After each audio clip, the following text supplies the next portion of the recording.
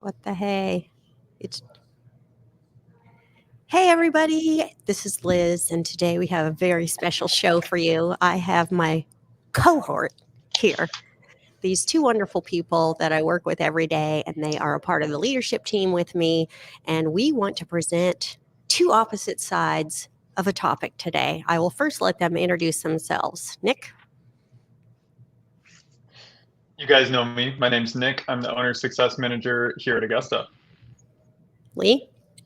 Cool. What's up, everybody? I'm Lee. I am the VP of Sales here at Augusta, and I'm excited to dominate Nick. I love it. So last week we had a conversation, and there's so many times we have great conversations that if we could record, I know they would help a lot of our listeners because on both sides of this topic, there are feelings and strong feelings and ways that business owners handle this separately. And we are all in agreement, pretty much in agreement, but we have to pick sides so we can debate it out on your behalf. So we had this discussion, and I thought we should have it here on the show. So we're going to talk about performance improvement plans. And you might have an office team, you might have a field staff, any kind of business you're in where you have employees. There may be times when you need to do a performance improvement plan, a PIP, and you may have not have done those yet. And you may encounter this, well, you will encounter this in the future if you should put one together or if you should talk your team through it, or should you just let them go and not face these hard things?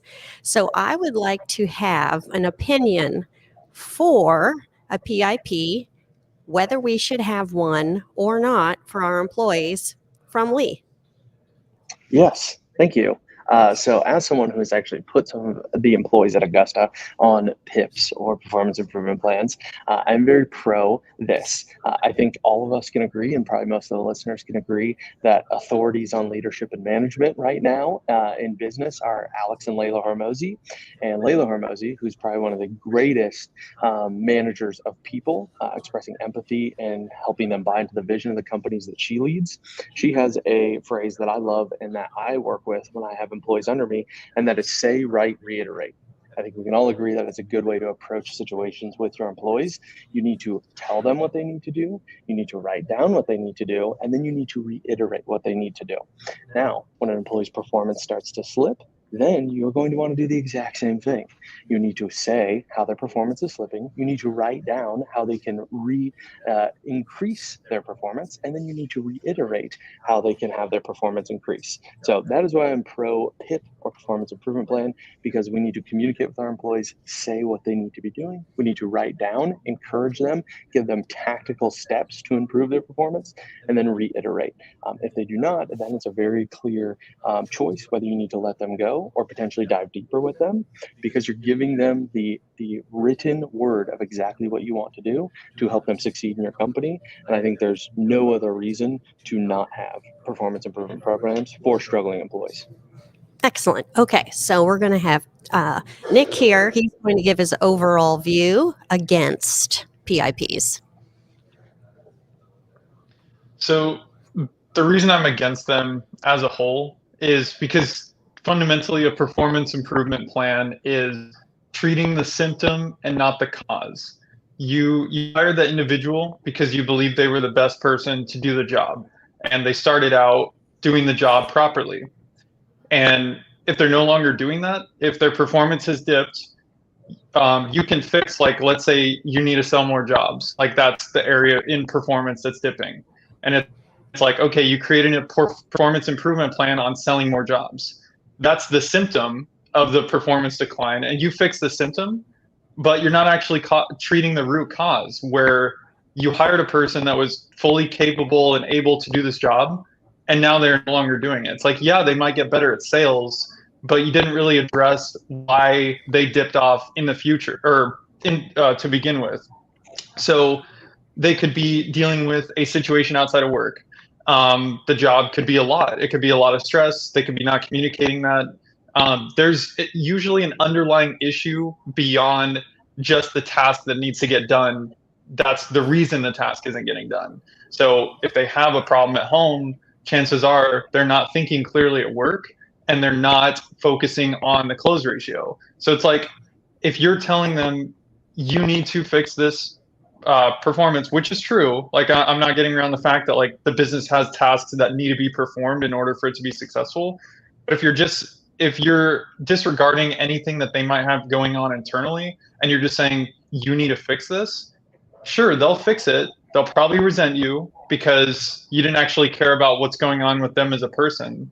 And two, like I said, you treated the symptom, not the issue. So it'll just pop up in a different place in the future.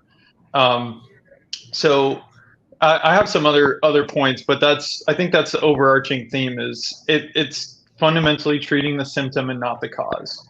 Okay. All right. So we'll get back to that. So first of all, you guys' positions in companies. So Lee, can you tell us your position at Augusta Lawn Care up till now and in all the franchise so we can have some context from what you guys are saying? Yeah, definitely. So I started with Mike at Augusta when it was just one location. I worked in the field, then I was an estimator, then I was the general manager. So I managed a team of 12 to 15 employees on average over the course of a year and a half. And I moved into a business consultant and coaching position. So where I was coaching the owners of Augusta and basically putting them on performance improvement programs, if you will. Now, they weren't employees, but I could see metrics and areas in the business that needed to improve. And we talked about how to improve that. And now I am currently in a sales role. So I do all the sales and onboarding for our new locations at Augusta. All right, Nick. So I've been with Augusta for 5 years. I spent 2 years in the field at the Bellingham location, and then I started my business using the 3-Up program. I've been in business for 3.5 years, about an hour south of Bellingham. And then most recently, I took over Lee's position as heading the coaching program, and I've been doing that for the last 3 months, as well as being the regional manager for the Bellingham and Mount Vernon locations. Okay, so Lee, I know you have strong feelings on this, but I have a saying that some of the best coaches never coached or never played the game. And you and I have strongly debated this topic. Yeah. But you have not been a business owner, but tell me how you can coach. How do you think that you have the authority to coach an owner on whether they should do a PIP? Yep, great question. And that's exactly why I am pro PIP, because performance is objective. At the end of the day, you can all look at a company, at an employee, at an athlete, and know whether they're performing or not. It's an objective opinion. You do not need subjective information. You do not need the experience of running a business to look at a business that is failing. I mean, look at the stock market. Most people that own stocks don't own businesses. Spoiler alert, right? It's just their portfolio. It's their 401k, it's their retirement plan, but they are making judgments on other businesses for their long-term wealth, right? Because I can objectively look at earnings statements. I can objectively look at quarterly calls and earnings reports from these stocks. So the reason that I feel I have authority is, number one, I have the experience. I've put in the time and years. I've worked for Mike Andes for 7 years. No one watches more content of Mike Andes than myself. I can guarantee that. Every video he puts out, I watch, I consume, I make sure I stay on top of. So I have the experience, I have the knowledge of working with Mike Andes and learning from him. And I have the ability to look through everything with an objective scope. It is just numbers at the end of the day. A business is either profitable or it's not. A close ratio is high or it's not. Performance of your employees and efficiency in the field is high or it's not. It's very simple to look at that and dissect it. Nick, why do you think you're more qualified than Lee to answer a question on this? Is it because you're an owner, or what would you think makes you more of an authority than Lee? Well, I think Lee has a lot of valid points that I agree with in many fundamental ways, but I feel like my position makes more sense objectively, like Lee believes, because performance improvement, great. There's a performance that needs improving. You have to improve it. Great. It's objective. We can all see it. Great. But you can't take that approach into life and ignore the human element. Business is relationships. Leadership is relationships. It's very rarely just about the tactical, like this task getting done. It's more so about influence. It's about caring for that person. It's about being patient with them, leading them. And if you're just looking at it, performance is objective. Hey, you're not doing your job, you're gone. If you just look at it in that respect, then you would fire everyone, because everyone makes mistakes and everyone falls off the train and whatnot. But if you're ignoring the human elements, it's tough as leaders and managers, because we have to somehow figure that out. We have to somehow figure out the human element. But in my opinion, it holds as much weight as actually getting the job done. Is like, okay, is that person okay mentally? Is everything going okay at home? Because that's the foundation. That's what influences the rest of the performance going on. So, like I said, I mean, I agree fundamentally. It's like, yeah, you can objectively see these metrics are not being hit, and I believe in that, and that's what you need to make decisions off of. But you also have to add into the decision-making calculus that there is a human element to it, and people change. You hire that person because they're the best for the job, but then they go through a rough patch. You know, their significant other is having a health crisis or something. Like, they're totally derailed. So, I mean, I wouldn't say that I have authority over Lee on this topic, but I have a differing set of opinions that are worth considering, because they deal more in the human element, which is difficult to quantify. And that's why we're having this conversation.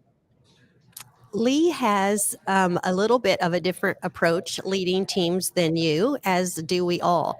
Seems like Nick is bringing in emotional intelligence and relationship capital. So, Lee, where do you feel like that and emotion primarily is Nick being too emotional? Where do you draw the line between detaching and just taking care of business and addressing the lack of performance? Yeah, it's a good question, and I think ultimately, I want to make sure it's clear. Like, I will express empathy if an employee or someone I'm working with is going through a hard time personally. I'm not going to be so black and white that I can't even understand, emotions, if you will. But at the end of the day, business is a business. When I clock into Augusta, I am no longer Lee Park X, Y, and Z person outside of Augusta. I am Lee Park, VP of Sales, and I'm going to represent Mike Andes and the brand that he has built. And all my emotions, guess what? Don't matter anymore, because I'm here to do my job. And yes, we need to be empathetic to our employees. We need to be understanding when they have things going on outside of work. But it doesn't matter if a closed ratio tanks, if profitability tanks, if we can't make payroll, right? Because at the end of the day, if one employee, or say a manager, if we're talking about leaders in the business, if one employee or one manager is having all these personal events, well, now it's going to start impacting everyone else. If you're doing profit sharing, or even if the business is already struggling and now a life event's happening, guess what? You're going to go out of business, or you're not going to make payroll, or you're going to be asking other people for more money to support you because you can't afford to keep employing this person because you're cutting them slack for this quote unquote personal thing. Once again, I am empathetic towards personal moments that happen, but a job is a job. Results are results. And that's why I believe performance improvement programs are great.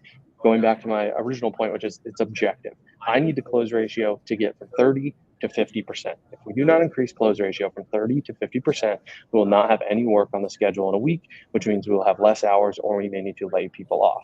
I understand you're going through a lot right now. How can I help you as your leader, as your owner, as your manager, help you get that close ratio up, right? That's where you can balance empathy, but still be objective that results need to be produced.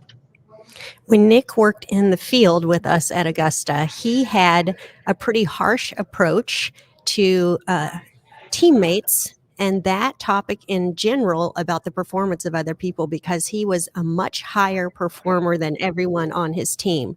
So today, your take seems a lot different, Nick. How has your opinion changed over time? Yeah, my opinion has changed a lot, and Lee, I agree fundamentally with everything that you're saying. Like, you really strong foundation in your views towards this. It all makes sense. It all comes down to balance, and that balance itself, that's subjective, because you have to weigh the tracker record with that person, and all the different variables leading up to what has caused the decline in performance, and you deal with each situation differently. But Liz, to answer your question, what was it specifically? It's how has your opinion changed over the time and the way you would look at Yeah, someone's performance?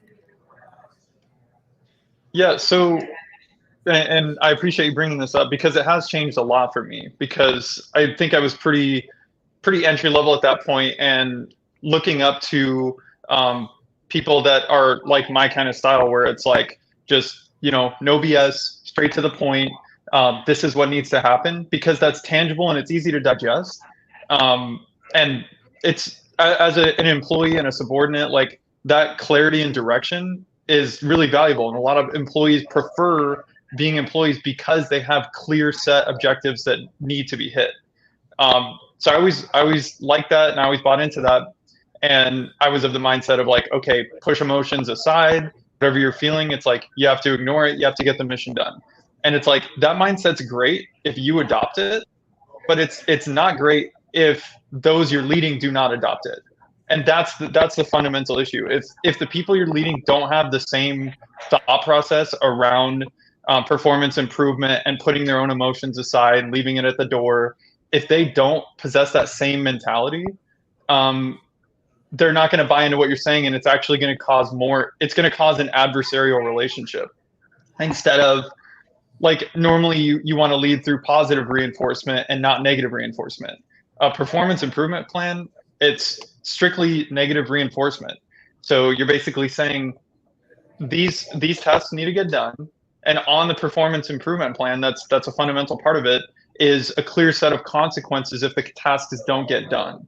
So you've immediately switched to leading with fear, and that's tension. That's how it comes across. You got to fix this, otherwise there will be consequences. And what that can do, if you're ignoring the human element, if that person's struggling and then you take this big heap, it's like, hey, do this or you're going to lose your job. Essentially, that's what it boils down to. It's like, ultimately, if they're not doing the tasks required of their position, they will eventually lose the position after you give them enough grace or whatever. And then that's just going to pile on the stress on that person because you're not addressing why their performance is slacking. You're basically ignoring the human element. You're saying this needs to get fixed. There will be consequences if you don't. And then whatever you're dealing with too, like, you're just not even addressing it. And then it's like, boom, now that person has more stress. They have to improve the performance. The human element isn't being taken into consideration.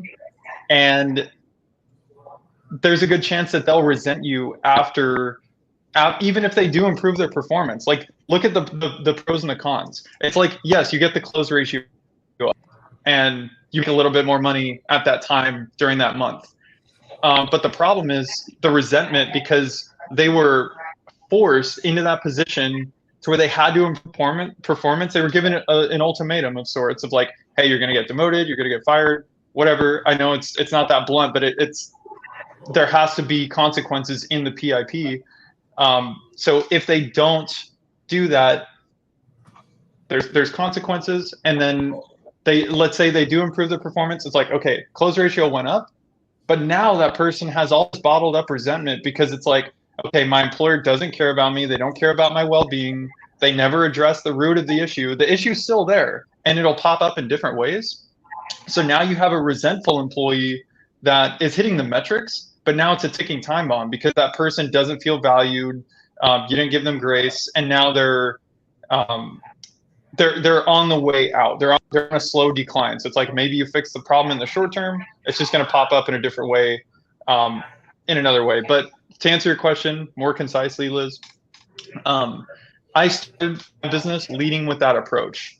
If you weren't on time, on the minute, you're gone. If there was anything fishy going on, if you're like giving me excuses, if you call out twice a week at separate times, you're gone.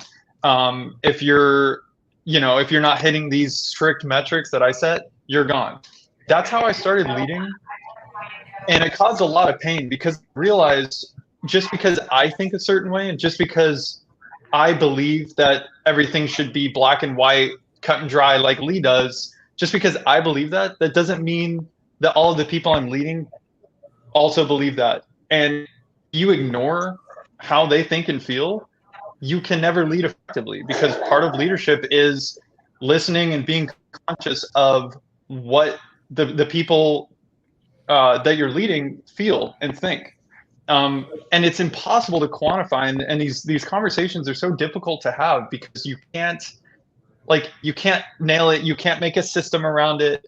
As a leader, like, fundamentally, this is why I'm against performance improvement plans again, is because as a leader, like, you need to have high emotional intelligence. You need to understand how to navigate relationships and deal with things that you can't quantify and write down on paper. And I feel like that's what we're touching on when we're talking about improving someone's performance. So Well, we I know can that was talk a rant. about. No, that's good.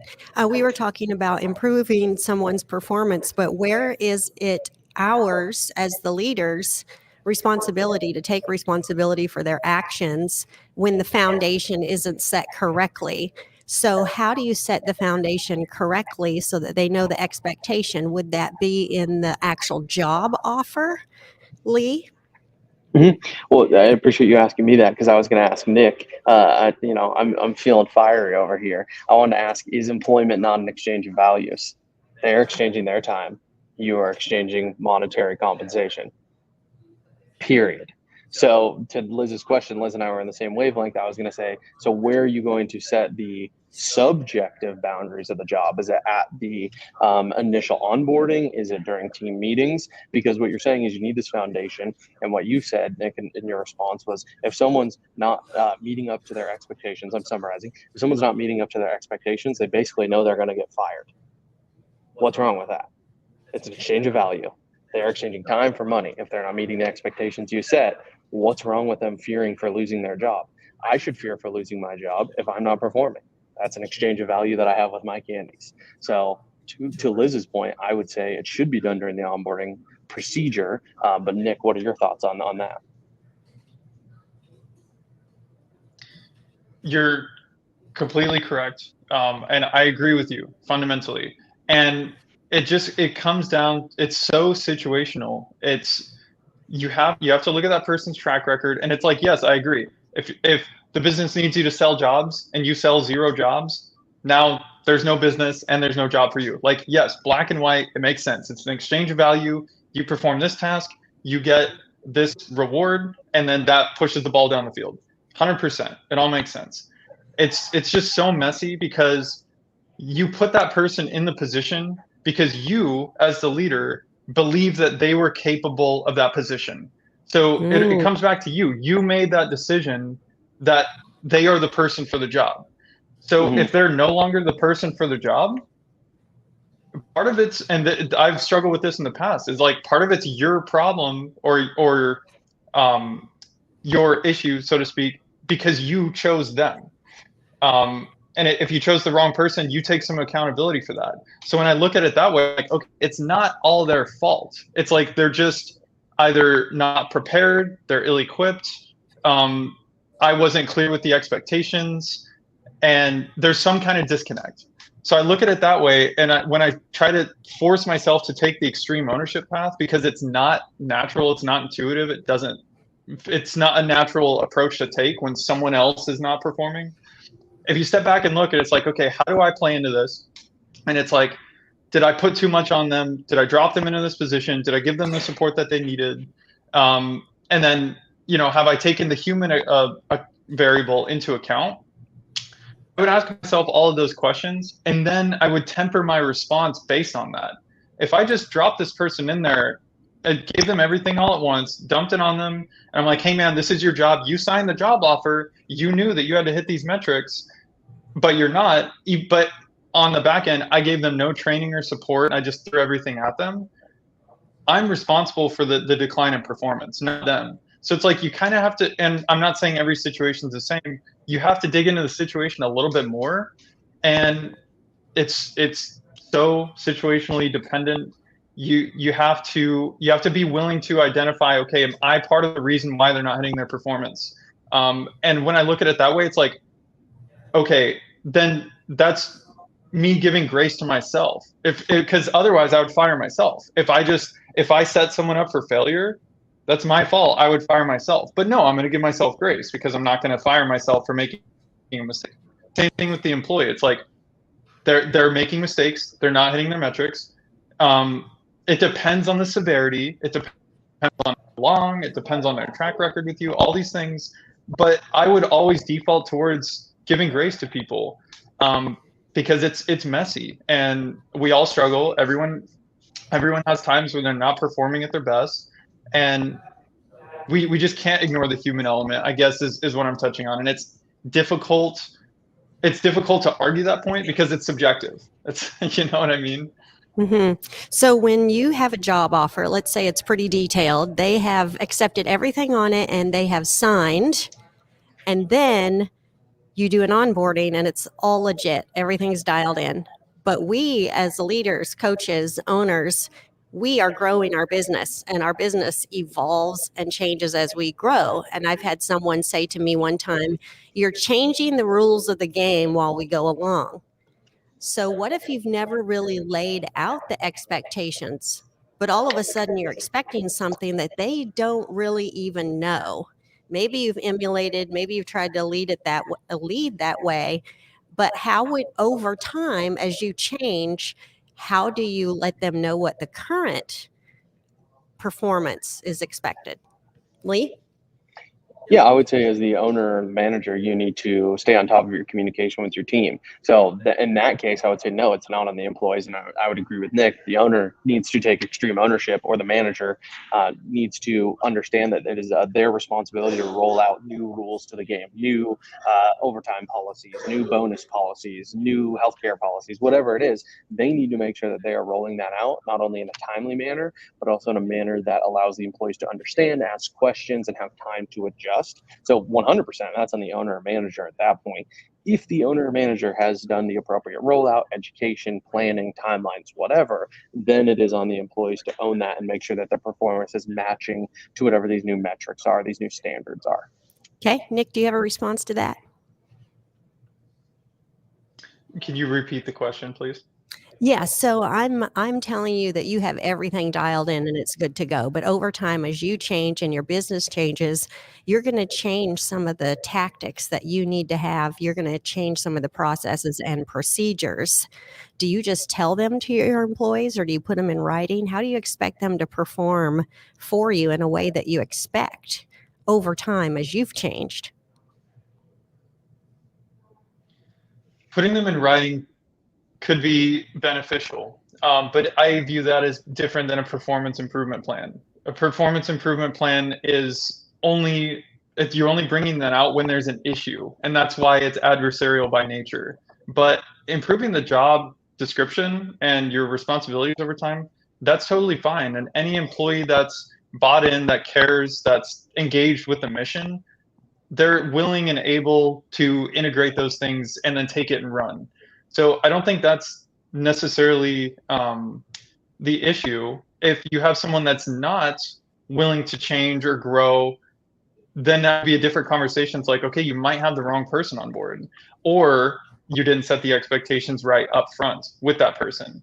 And it's really tough to trace everything back to a conversation you had on, March 13th, 5 years ago with this person. Hey, just so you know, this job's always going to change and you're going to have to grow and get better. You can't just always be like, hey man, I told you that 5 years ago, that was the expectation, because you lose sight of that. So ultimately you just have to look at the person as a whole, and it's like, is this person willing and able to change? And that answer changes. Some people have a limit. Some people will get to a limit and they're like, okay, this is it. Like it is now beyond the point where I want to continue to grow and improve and get better at my job. And then that's a different conversation for the manager. Is like, okay, we're losing this person. Like they no longer want to be part of the mission. And that's a different conversation. There was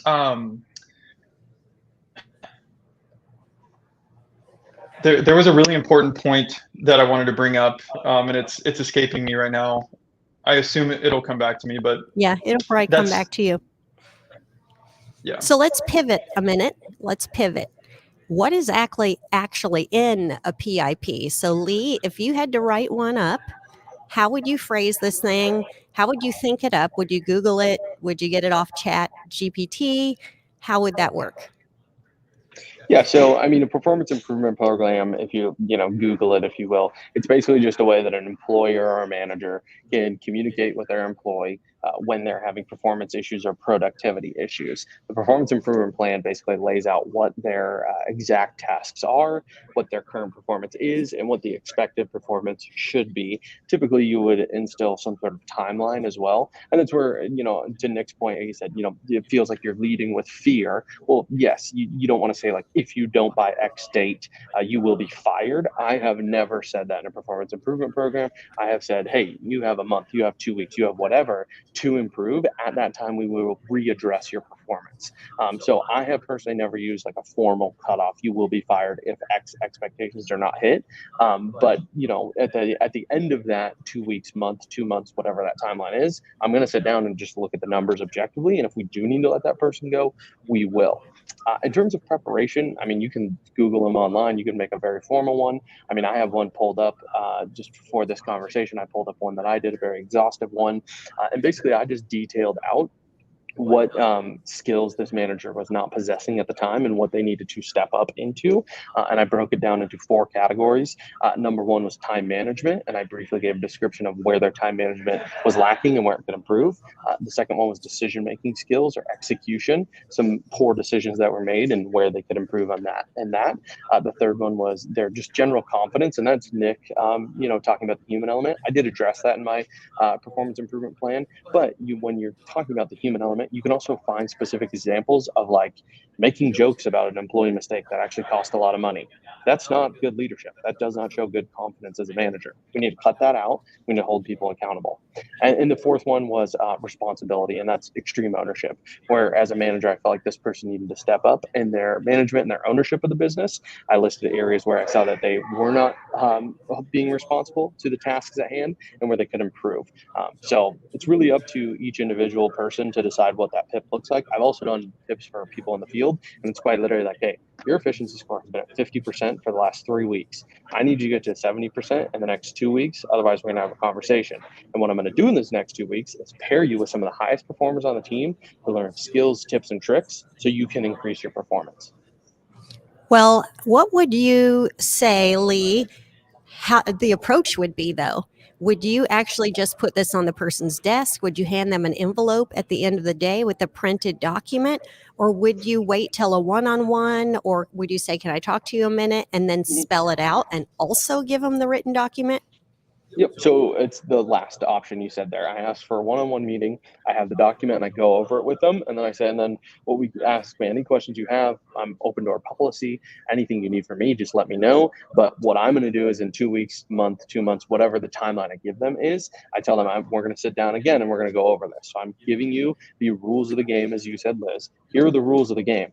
Whether they've changed or not, I'm printing them off. I'm going over them with you. So that way we can both agree objectively nothing that you are going to be held accountable for was not said to you. I'm going to hold you accountable to this document and this conversation in 2 weeks, a month, whatever. And then, those conversations, at least the times I've done them, have gone well. And I don't feel that the employees felt fear in those moments, but it's an objective way to address their performance. And do you put a consequence in that document? Nope. So I typically say at the end of 2 weeks, a month, whatever it is, we're going to have a discussion again. And I expect that you be shifting into the areas that you should be doing, not the areas that you're currently doing. So what's the point of it if there's no consequence? Well, the consequence is basically omitted, right? It is you are not performing, you need to perform. And that conversation, would be either a demotion or potentially a firing if they don't, increase their performance. So I also look at performance improvement programs as a way to gauge the amount an employee cares about your business, whether they're going through something outside of work that is affecting their work performance. If you give them a performance improvement program, typically what I see is they're either going to embrace it, they care about the business, or they're not. And that is personal issues aside. If they embrace it, they care about the company, they're going to try. I'm going to work with them. I'm going to extend the timeline. I'm not going to put a hard cutoff date. If they don't embrace it, I'm going to be very, very, very strict with my timelines and very, very critical of their performance. Nick, do you think that all those things he just mentioned are necessary to have in a document? Or do you think somebody could lead by inspiration, a little more vague of a conversation, and try to just build them up as a person? Or does this need to be written with consequences if they don't align with what it says? So as this conversation is progressing, I'm thinking more along the lines of what Lee is arguing. He's making a great case. And one of the things that was really important about what he just said is he isn't saying, hey, if this isn't improved in 30 days, you will be terminated. That is a great example of a bad performance improvement plan. Like, elephant in the room exists. So Lee is addressing it in an indirect way. It's like, hey, you have 30 days to improve this. If performance isn't improved by that time, it's kind of open-ended. It's like, there's going to be a conversation, there's going to be further consequences, but it's not addressed up front. And I think that's good because you're not using fear or force, which would be like the cardinal sin of leadership, right? We don't want to force people to do stuff, and we don't want to use fear to make people do stuff. So Lee, the way that you're talking about it is it's addressing the issue, and it's indirectly saying, like, there's going to be you're basically saying there will be consequences, but you're not saying what they would be. And that might seem like semantics, but I think it's extremely important, because if you have someone that's been working with you for years, you love them, you care about them, you develop relationships with people you work with, it's emotional. It's not just tactical. And so if you write up a plan with someone that you care about, that is your manager, that you've been working with for years, and they're not performing, and you give them a 30-day improvement plan, and then at the bottom you say, failure to adhere to the guidelines in this plan will lead to termination after 30 days of missing the objectives. If you say that, you completely change the dynamic of your relationship with that person permanently. Now, you could change it in a good way. The person could be like, hey man, I really need to get into shape because I care about this job, and I need to get straightened out. Some people are going to have that approach, and then some people are going to have the approach of like, they don't care about me, or like they don't understand what I'm actually going through. So the conclusion I've come to is it's a multifaceted approach. You have to nail the human side first, in my opinion, but having clear, tangible, written goals as such would be on a performance improvement plan is valuable for an employee. It's very valuable. Like I mentioned at the beginning of the call, I made this point. It's good for employees to have clear set objectives and benchmarks to hit. They need that structure. That's why they're employees. Not a lot of people thrive in an environment where they just have to be successful and just figure out how to do that. It's difficult. So I love the performance improvement plan for having clear set objectives. I don't like the adversarial nature of it, and I would avoid using any kind of fear or force tactics in the performance improvement plan. And then I would also address the human element first, and then say like, hey man, I get you're struggling. Like you mentioned, Lee, you kind of balance out your perspective. I get you're struggling. I get you're dealing with all this stuff. And I have sympathy for you, but like, here's the reality of the situation, and we all need this from you. Like, the whole mission needs something from you. And you're at that point, you're using positive reinforcement. You're encouraging that person to elevate beyond their problems, because everyone has emotional baggage. Everyone has problems outside of work. And you're telling that person you're stronger and you're better than that. And we as a team, all of these people that are depending on you, we need that from you. And that it's a call to action, and it's motivating to that person, because it's like, dude, I'm going to get better because other people need me to, not because I'm being forced to, not because I'm being threatened to get fired if I don't. You know what I mean? So that's kind of as this conversation has progressed, I see the value in the performance improvement plan. We just that with the human element. Okay, so let me tell a story, and Lee can respond to this, and he can tell me where I was wrong, or should I have had a written plan of action to change this behavior. So I had an employee who was my highest performing employee in the field, and they would start to get very frustrated with the people they were training, because those people were not performing the way they should, nor were those people in the field that were supposed to be high performers performing well. So I had watched this employee walk in every day, have a bad attitude, and be frustrated with everybody else. And maybe as I viewed that, I could have written up some sort of plan for them instead of just getting more and more frustrated with them as they were more and more frustrated with everybody else. But I just told them, and it was actually in a WhatsApp chat, I think while they were out in the field, and I said, whether you think you're a leader or not, you are. This whole team looks up to you. So if you're in a bad mood, it influences them. If you're in an awesome mood, it raises the whole team and they do better. And so you're going to be off tomorrow. And I want you to listen to this book called Leadership Strategies and Tactics. And then I want you to tell me after the weekend what you learned from that. And I'd like you to then pretend that you're the owner of this company and you have to inspire these people and train these people as if you're the owner, or you won't get money. So if our employees don't perform correctly, we lose money. And that's why we feel so strongly about this. So, Leash, I have written something up for him that was formal. And when he came back from his job route that day, should I have given him a formal written something, or was I wrong to present it this way? Clarifying question: was his individual performance, his or her individual performance, failing or under company standard, below company standard? Well, you could pull the emotion card here, or the Nope. Objectively, was you their could pull output was their output below or above what the company standard is? 100%, because I believe their influence was causing a lack of performance for the rest of the team. Mm-hmm. So you would say their performance was kind of violating, behind you, the core values of the business, but maybe not the actual efficiency of their production in the field. Is that what you're saying? But it Yes. was still technical underperformance. Yes, because their relationship capital with their teammates is now being affected. They're stomping in the office and writing on the board what these employees should have done. Yep. Was doing what he thought was right. They should have been coming in and writing on the board what was broken and all this. Well, it was making him mad. He was seeing that the stuff wasn't being done. So he was taking responsibility to come in and give them the performance that they needed and doing their job basically for them.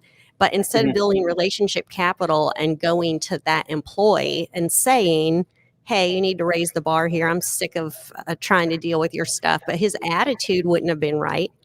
So what would have been the proper action for him? But you see how it's almost it's not a written thing. Right. A certain behavior he needed to exude, but yes, it was part of the core values of the company that he was not emulating. Yeah, so I would say that's kind of falls into, as Nick's been saying, the human element or the intangibles. And so the performance improvement program for that employee, if you would have provided one, would have literally been like, you have a bad attitude. Here's a way to improve it. Listen to this book. Which in that case, like, I'm not necessarily pro performance improvement program, because it's very hard to be objective about a negative attitude or someone who's doing things unprofessionally. That is a much softer approach, if you will, towards a conversation.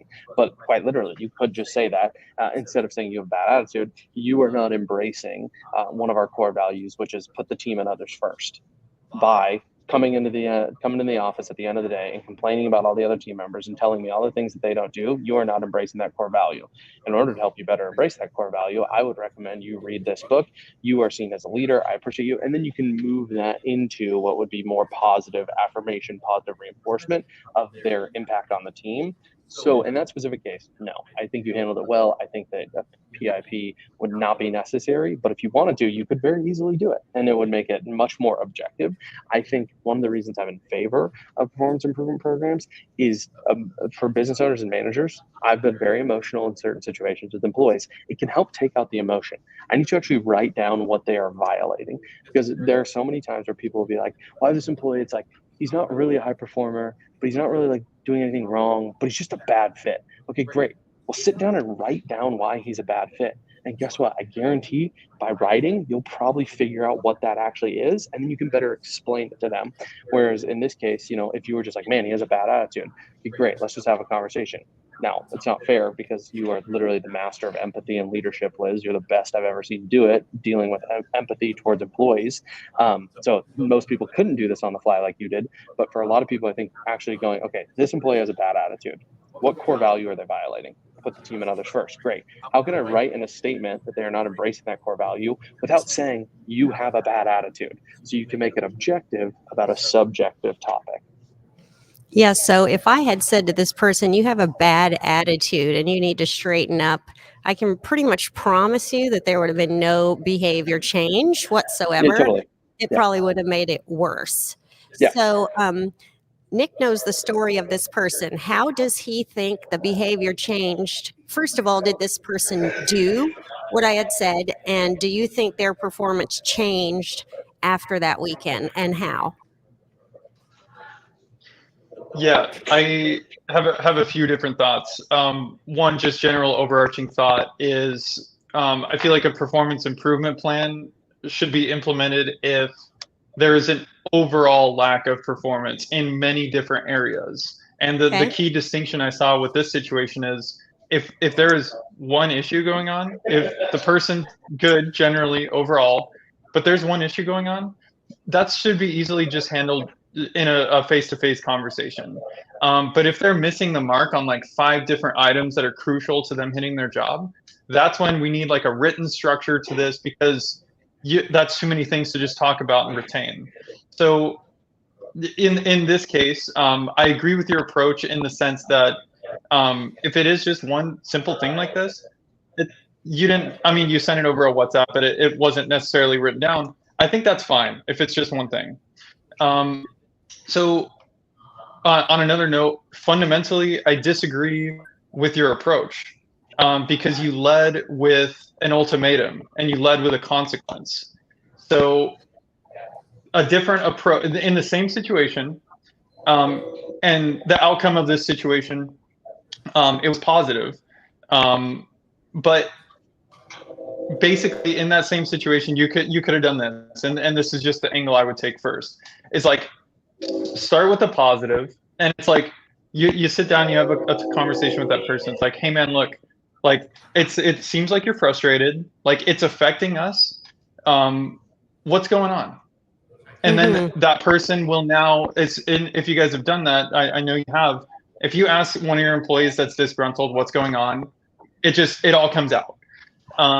So then that person will tell you all those things, and then you have an encouraging conversation with them, because there's 2 ways of leading: encouragement or force, or positive leadership, negative leadership, positive reinforcement, negative reinforcement.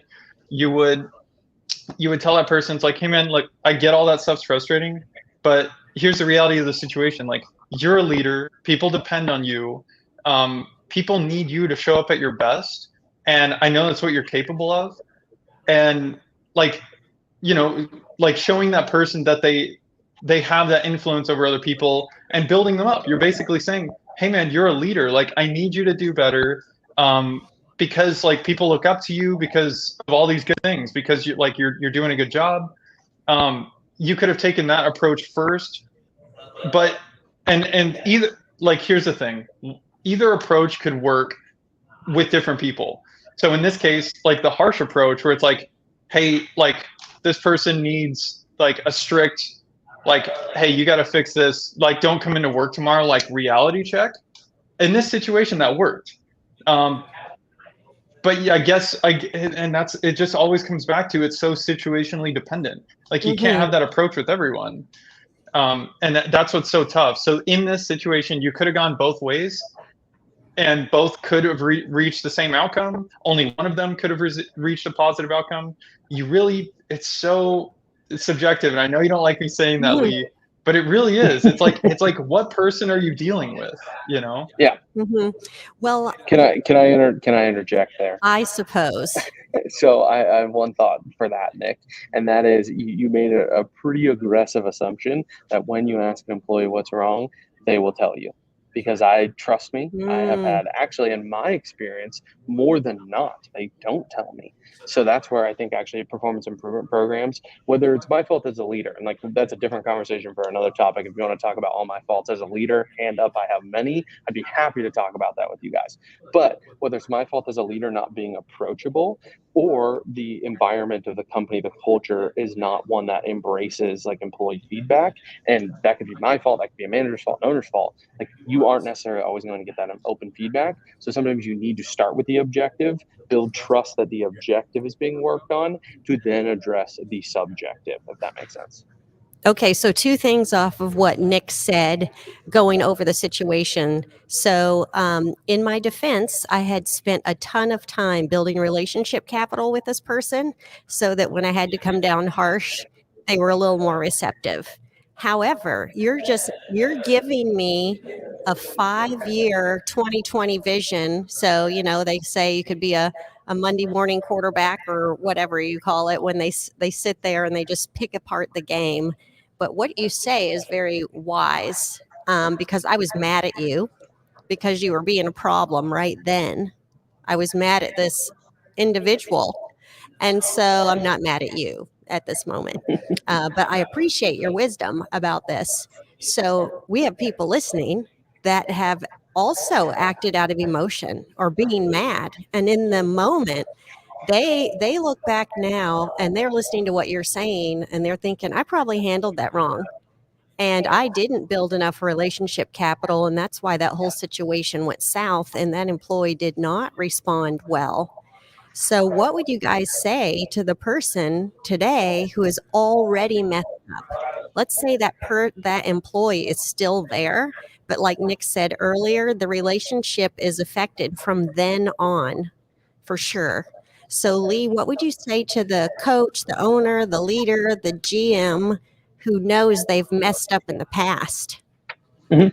Yeah, I mean, I'd say own it. Like you have to own it, and you can even tell your team how you're improving, how you are trying to put yourself on your own PIP. Like, hey, I realized that I underperformed by having an emotional conversation with an employee that did not involve others, and it was inappropriate. So now I'm going to improve the way I do that by starting monthly one-on-ones, and I will hold myself accountable to do monthly one-on-ones. See, you can work a PIP into any element of the business, whether it's the owner, whether it's an employee. So I would say, number one, you own it, but then you tell your employees how you are personally going to improve on that. Okay, Nick. I think anytime a mistake is made in any area of business, ownership is it's like when they say honesty is the best policy. Like ownership solves everything. It doesn't fix the problem. The damage is still done. Like if you skip a client's property because you didn't schedule it properly, the damage is still done. But the only thing you can do to mitigate it is to take ownership over that. And beyond that, it's like you can ask for forgiveness. Well, there's two parts of it: taking ownership over the issue, and then showing actionable change towards improving the issue. You have to have both. You can't just say, "Oh, sorry guys, I own that mistake," and then make the same one again and again, and you think it's okay because you own your mistakes.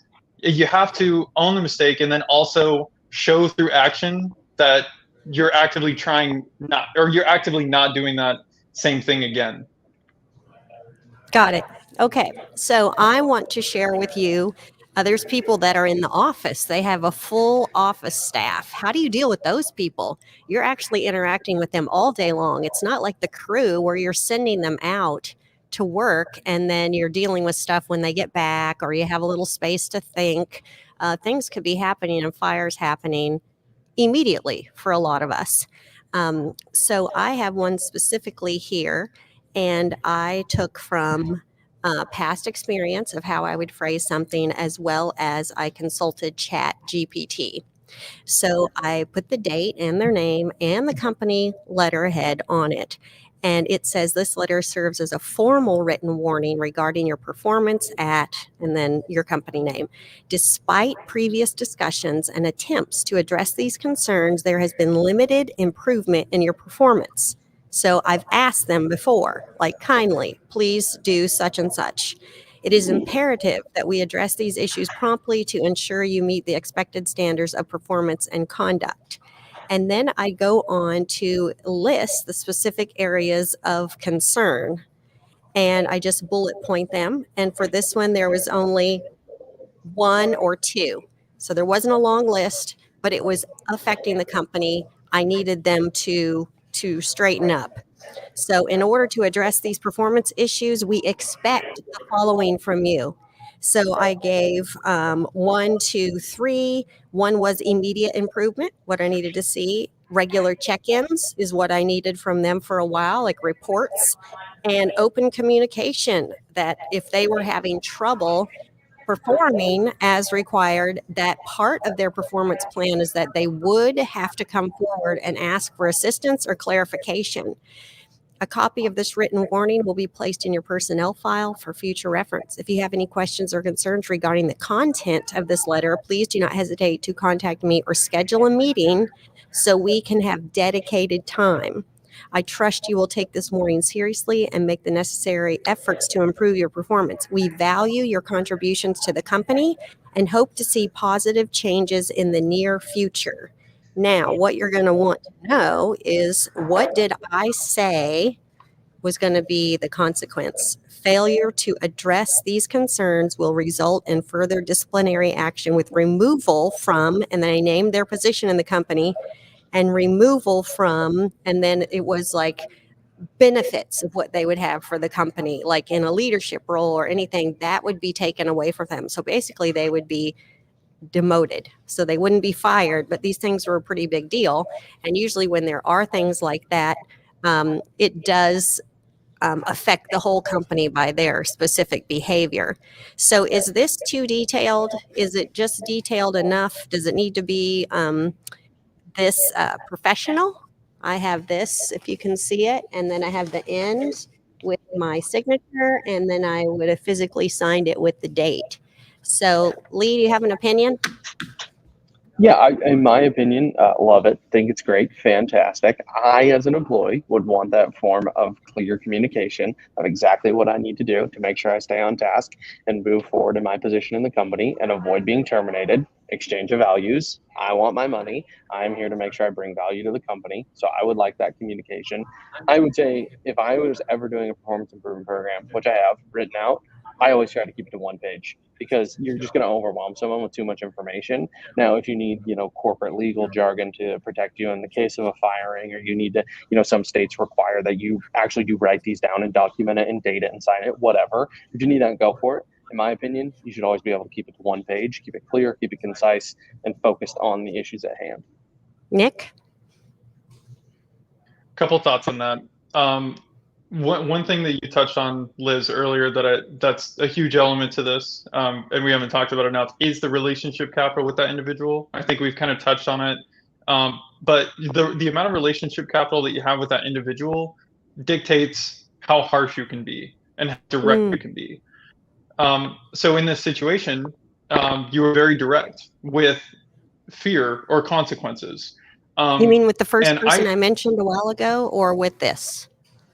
This one right now, because Okay. at the very end you gave very clear like negative consequences for failure to follow through with the plan. So I look at that in two ways. One, you could have the opposite effect. Let's say you don't have enough relationship capital with that person. Let's say that approach isn't good for that kind of person. You're going to have pushback. You're going to have resentment. There's going to be bigger issues down the road. The performance might improve because they have to in order to keep their position, but there will be resentment. But then the other side of the coin, and this is what I'm seeing, is if there isn't like a kick in the butt, if there's not a sense of urgency, I think you guys are well aware, humans by nature, we procrastinate. We push things off. We don't think it's a big deal. We usually take action when we're forced to. So I'm sort of making the argument for there needs to be very clear, I guess, consequences to failure to follow the plan. Because if there's not, you could make the argument that you're actually setting that person up for failure by not showing them how urgent the issue actually is. Mm-hmm. If it's just like, hey, here's this plan. You kind of need to fix these things. We'll reevaluate in 30 days. If you take the vague approach, there might not be massive action, is what you need, and which is what that person needs in order to protect their position. So I'm sort of making the argument for having clear negative consequences. I wish there was a way to do it. I think it's a balance between both of your guys' approach. Lee, you said at the end of 30 days there will be further consequences or actions and whatnot. And then Liz, you gave very specific, like there will be demotions or termination. So like a balance between the two, where it's like, hey, this isn't getting swept under the rug. This is a real thing. There's a sense of urgency to it, but also somehow tiptoeing around using the phrases and the words demotion or termination, trying to keep the fear out of it, but also trying to make it like very urgent and actionable. So I'm kind of seeing it from both sides. Okay, so the word demotion I didn't use. My follow up of letting you guys know. I did put specific things in there, but just to let you know how this turned out. So sometimes we end up writing these because we don't have the guts to have the conversation that Nick is talking about. So I wrote this up and I agonized over it in bed at night and all day long as I watched the behavior continue. And then I thought, am I just not having the guts to hand this to them, to put it on their desk? Or should I be having the conversation that I know is what we talk about a lot, taking ownership, doing the hard thing, taking ownership of my position as their leader and leading by example? So, what I ended up doing was on their one on one, I said, I've been asking for this specific behavior from you that I need to see. And I'd like to put you in leadership position, but you're not even taking care of these basic things. And then I went on to explain why I needed it, why I needed this kind of behavior from them and the positive side of it.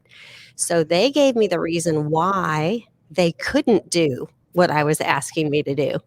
And so we came to a compromise and I said, I do want this from you, but I'm willing to compromise on what you have shared.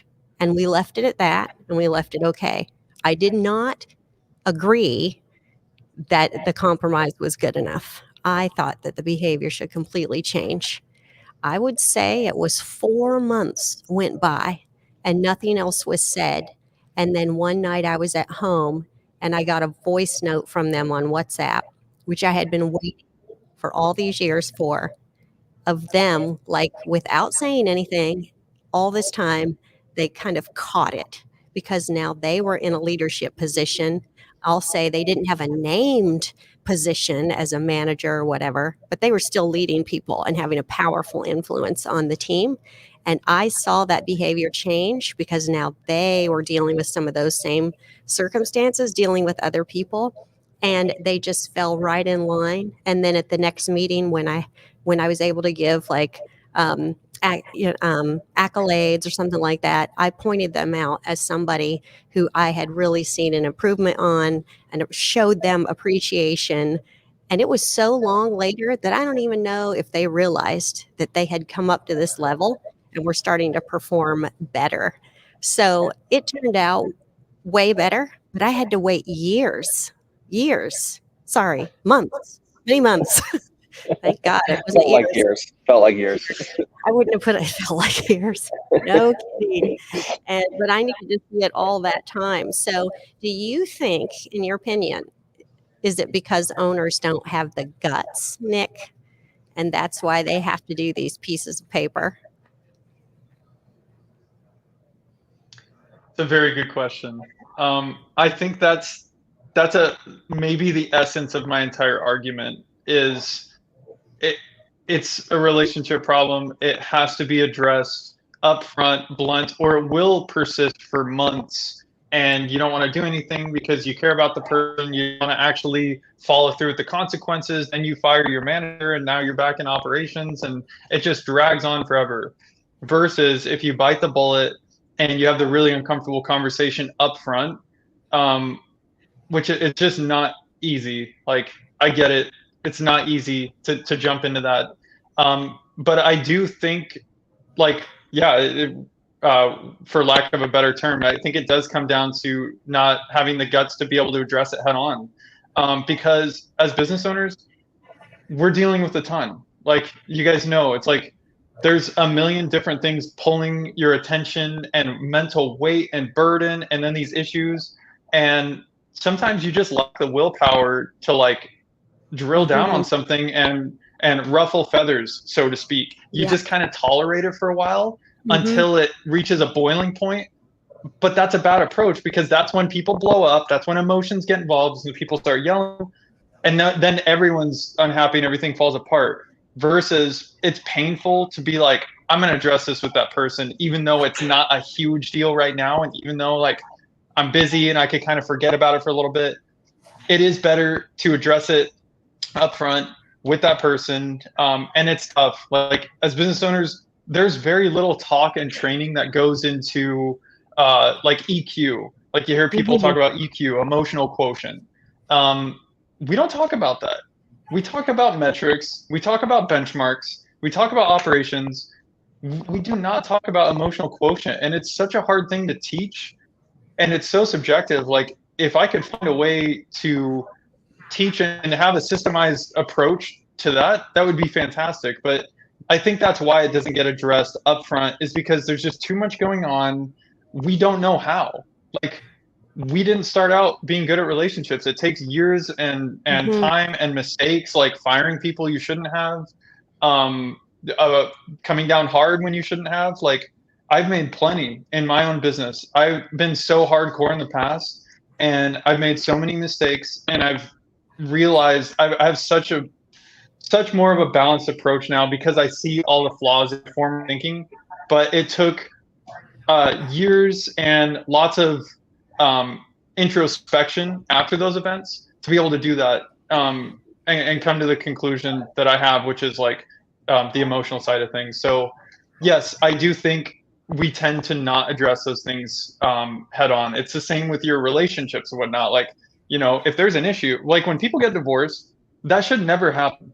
If you think about it, nobody should ever get divorced, because if you're getting divorced, that's the blow up that I'm talking about. That's, you let little things pile up. They weren't big enough of a deal to address. You don't want to go through the uncomfortable conversation. You let it go and go and go and go. And then one day it just explodes, and it's like, okay, now I never want to see you again.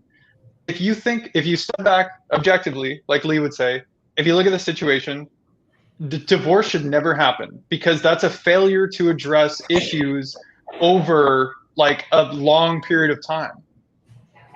So any relationships, I think it is better to address it head on. Is it easy? No. Am I great at it? No. So, yeah. Okay, Lee, do you have a rebuttal to that? Yeah, 100%. Nick just made the argument for performance improvement programs, because most of us don't have the emotional intelligence to have those hard conversations. It's not about confidence to have those conversations. It's not about having the guts, as Liz would say, to have those conversations. It's about knowing how to have those conversations. And if you do have the confidence to have those conversations without having emotional intelligence, spoiler alert, you're going to steamroll your employees, and no one's ever going to want to have emotional conversations with you.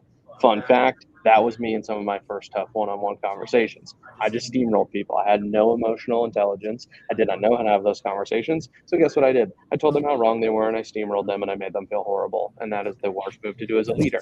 However, a performance improvement plan removes the emotion, makes it objective towards that employee, and then you can address the subjective. So that's where I think Nick just made the case for me. I appreciate it. Thank you, sir. Over time, yes, most owners, if you embrace learning from your employees, embrace learning from your mistakes, you will gain emotional intelligence. Most owners and most managers have zero emotional intelligence, unless it's just a natural gift that they have. Okay, so we are going to wrap up today, but I would like to hear final thoughts from Nick in opposition to performance improvement plans.